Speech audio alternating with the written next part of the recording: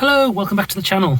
So as you can see, I'm in my car, and that's because this Saturday my partner who's filming are teaching at a tango event up in Harrogate.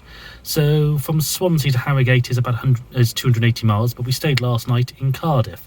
So what I'm going to do in this video is document what it's like to do a long trip in an electric vehicle. Is it actually doable? What's the frustrations? And to see what happens. So we partially charged last night at my parents'. This morning we had to then drive into Cardiff to go and teach a wedding dance, and now we've stopped in Cardiff Gate Services. It's just past 11 AM, so we're going to top the car. The car is currently at 62%, so we're in one of the rapid chargers. It's a 50 kilowatt one, and that's charging 65p per kilowatt hour. So we're just going to top the car up to about 90%, see what the range is then, and then plan where to go from there. So we'll catch up again with a bit more video once we've had our coffee and come back when the car is charged. Okay, so we've just topped up at the Cardiff Gate Services and instantly joined a traffic jam on the M4. So we're literally about a mile away from Cardiff Gate. So at the services, we were plugged in for half an hour and into a 50 kilowatt charger. This car has a 75 or 70 kilowatt charger, so it should charge on that at quite a fast speed. But in that half an hour, we only put in 11 kilowatt hours. We were up the upper end, that's 80. The car is now 87% full and is given a predicted range in eco mode of 134 miles, which is based on the previous journey, which was doing 3.6 miles per kilowatt hour. I probably should take this opportunity to explain what this car is. So this is a 2019 MG ZS EV. So it's got a 44 kilowatt hour battery in it, which I believe about 40 kilowatt hours is usable. Since having the car, we've done 9,000 miles. We bought it last June, and it's been averaging 3.9 miles per kilowatt hour. So that means it should have a range of about 160 miles. Today's weather, it is quite cold. It's 7 degrees, and I think we will be into a cross headwind for most of that, which will affect our fuel consumption. The journey up to Harrogate is mainly going to be motorway, so we're going to be going M4, M5, M42, M6 I believe, although at the next junction, which is junction 28, we are going to come off the M4 and then skip around past the docks and the velodrome and join back on further up to avoid this traffic, which is going all the way through to the Brynglas tunnels, which is always clogged up. They're known as the funnels for anybody who's watching and is interested in driving this way. There has been an option in Wales to build a bypass that actually will help. It's called M4 Relief Road. Unfortunately, our Assembly or Senedd, or whatever they want to call themselves these days, the people in charge of traffic and management there, would you say, are not on the intelligence side. And therefore decided to cancel all roads, even ones that will benefit Wales, benefit the economy and help the people here, and also reduce pollution and congestion. But yeah, that's another story, criticising whoever their advisors are for not actually knowing anything. But yeah, so this journey is going to be an interesting one. With that 133 miles of range, that means we should be able to easily get to the south of Birmingham. So the next place we're going to stop to charge is probably look for a Lidl's or a Tesco's in the Redditch area, or maybe if the fuel consumption is or the battery consumption is looking good, try and head around Birmingham to Tamworth, charge again there and grab some lunch. So we'll catch up with you there. Right, so as you can see, I've got a chip in my hand. So we've had a slight change of plan because the traffic was so bad getting up onto the M42, so along the M50 and then onto the M5. The M5 was the actual bad part. We've gone to this services, which is a welcome break, which is on junction 2 of the M42. So this is where we decided to charge. We've done about 100 miles since Cardiff Gate, and we've averaged 3.9 miles per kilowatt hour. So we got here, there was 25% charge in our battery left, which according to our mileometer was giving us about 40 miles of range. So we could have continued before. This would be a good one to stop at. We did get a problem though when we come here, and this is a real problem with the charge network. So if my camera person scans out, we've got these two charging bays here. There's loads of Tesla ones down there, but we've got these two charging pods here.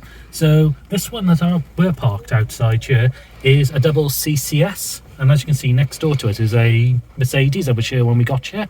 I plugged into this bay, plugged in with the other one. It says dual charging is available.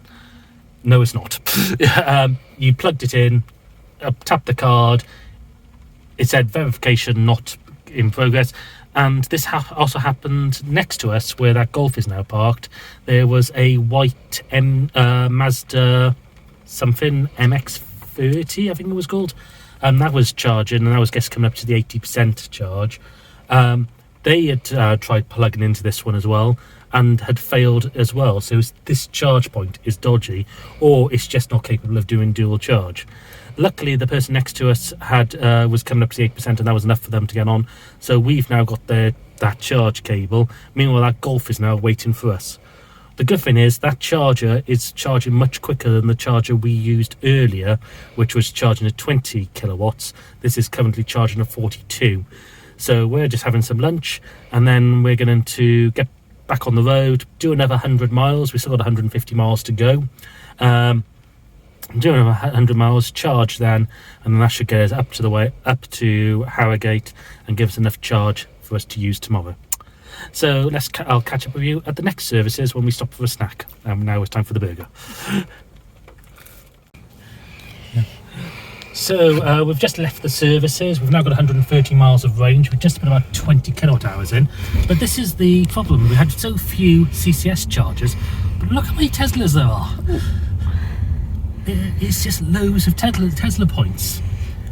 Why isn't this just the standard for GridServe? I know the GridServe in Bridgend, which is Sarn services, that had a upgrade on its services. They put in the faster chargers, not the 50 kilowatt ones, I think it's 150, and they're more expensive to use, but that's sort of the argument for why you should have a Tesla.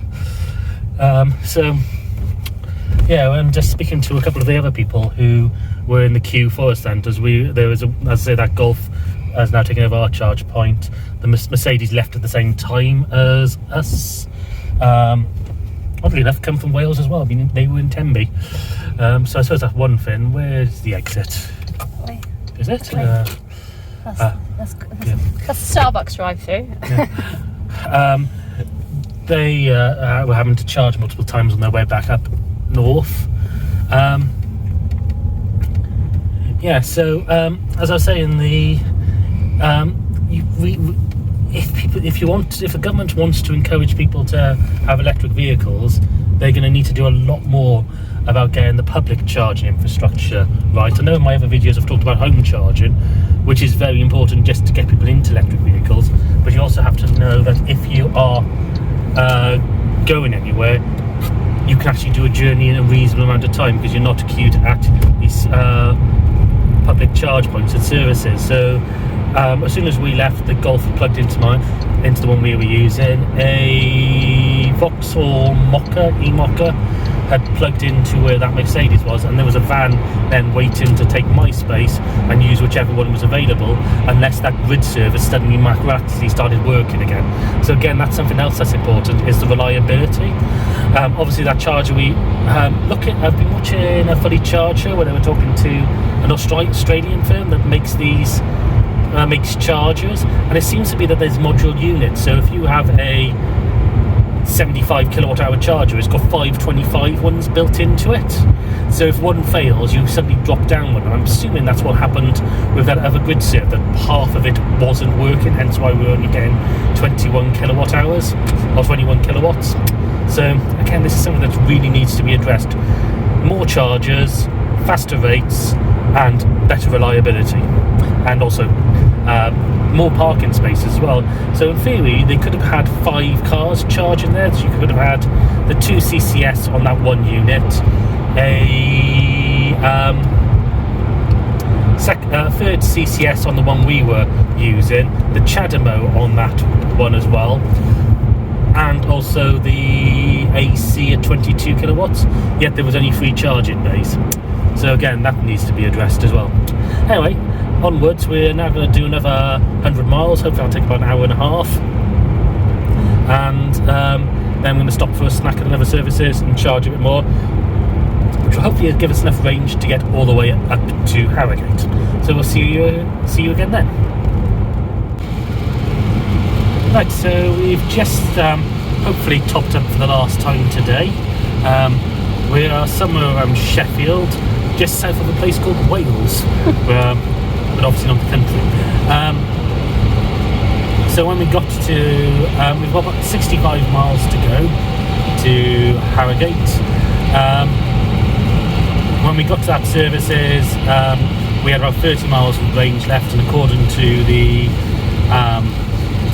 when we plugged it in, we had 20% of the battery remaining, just over. So we charged up using the grid serve. They did have 2 different types of grid serve machine there. One was labelled as an apple green, so we went to the 50 kilowatt one, which are 65p, and it was quite a slow charge. We didn't see it go above the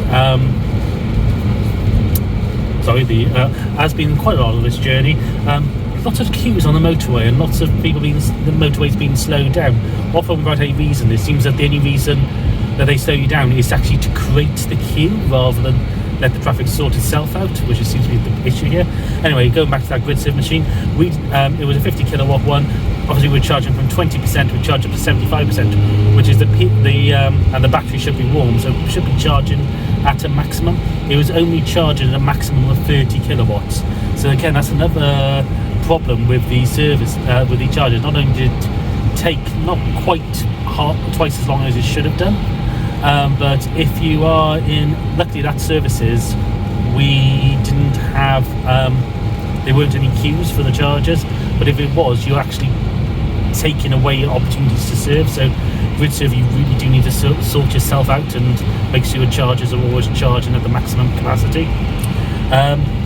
As I was saying, there was also another set of chargers there, which I think were faster chargers, labelled Apple Green. They looked exactly the same as the grid serve ones. The software and everything looked the same, except those were 79p per kilowatt hour. Again, I'm not entirely sure why it costs more to charge on the faster ones. I'm assuming it's because the actual machine costs more, but then again, more people would use it if it was cheaper and they had the faster charge, because then you wouldn't hold up people charging. So again, it's something just to bear in mind. Anyway, so next time I'll speak to you is when we actually finish our journey, and then I'll sum up the video then. Right, so back in the car, and as you notice, it's actually still daylight outside, and that's because we're filming this on Saturday morning when we were travelling down on Friday. That's because we got to where we were staying quite late last night. It was 7:30, so we didn't film there. And also we did hit a slight problem, which was we were planning on stopping in the Lidl about a mile from where we were staying and using the pod point to charge the car up then. But the pod point wasn't working, so that's why we didn't film last night. So we're now at the services just outside York, I think, because we're heading into Tadcaster today to actually teach the tango event we're coming up here to teach. So we've stopped off here in the morning to have some breakfast and also charge up the car, because even though it's only a few miles down the road to where we're going, tomorrow we're planning on going up into the Dales, so we want the car pretty much fully charged for that. So, summing up yesterday's journey, it took a very long time. Since we left Cardiff at 11, and we arrived at where we were staying at 7:30, that was 8.5 hours. When we left, Google was predicting about 4.5 hours. So some of that time was charging, so we charged 3 times each time roughly 30 minutes ish, maybe 40. So we got an hour and a half, 2 hours of that time then. The other 2 hours was all traffic.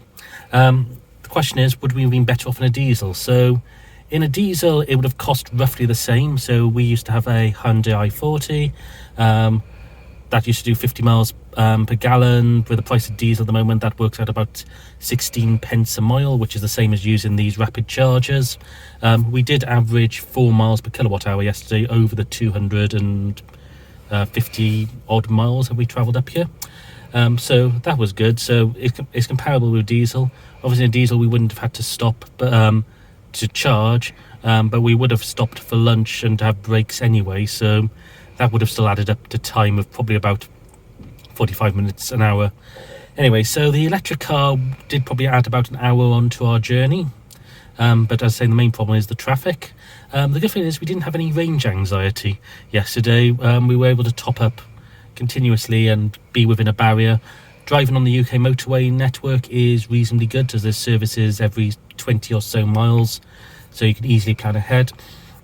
We only had problems with one charger, and that was the one in the middle where it wasn't working and there was a queue. Where we are today though, if we just pan around, we've got 3 charging units here. So this is double CCS here, but not enough parking bays. And there's a CCS and Chadamo just down there, plus a slow charger for the hotel. But then behind that you can see a whole bank of slightly faster chargers, so the high powered chargers, but they're more expensive to use. So we're cheapskates, so we're using this one and we've got time. But I suppose that's one of the reasons why maybe they don't want to repair these and get them working as quickly, because they want people to spend more money. I know it's a bit conspiracy theory, but what's the priority to a company of repairing the slow chargers if they got a lot of more rapid chargers that will make them more money? So yeah, so that was our journey. So overall it's been okay. I might make a follow-up video to this with filming a bit when we're driving around Yorkshire, going up into the Dales, into the more rural countryside. We have found where we're staying, which is it Knaresborough it's called? Knaresborough. In Knaresborough, there's only one charging point, which is a slow charger in a public car park. So there is sort of problems in the towns around here, especially if that little one wasn't working. So it'd be interesting to see what happens when we do head up, I wouldn't say into the wilderness, but actually into the Dales where you got the small villages, to see if they actually have charge points there, or whether we have to be a little more careful about planning our journeys. Anyway, thank you for watching, and hopefully see you in another video very soon.